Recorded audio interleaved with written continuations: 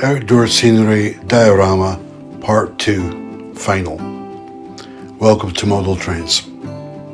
For those who didn't see Part 1, in that episode I showed you how to make the foundations of the railway embankment using wooden boards, recycled paper, glue and plaster cloth. This episode will cover the final parts of the build. This part is really sculpting the embankment using filler, using plastic spreaders to get an even coverage.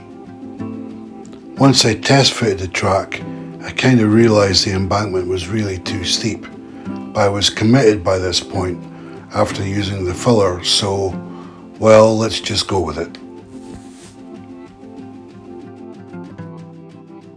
Once the first pass of the filler was dry, I layered additional filler where required to give the proper foundations to the track, but you do have a little wriggle room when you come to adding the ballast. Here you can see I was getting inspiration from a typical embankment, although the ballast would be more of a brown colour in my diorama model. I've added a brown base coat, which will change its shade once it's dry. There's a few firsts in this build, and here's one. Static grass using a static grass applicator. I think it was 2 or 3 millimeter grass that was used. I didn't really need to add grass to the area where the track was going, but I guess I got carried away. Now we can see the track and ballast now coming together.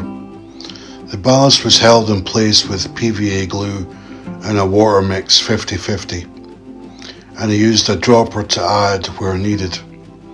Best to have paper underneath the model to catch any excess.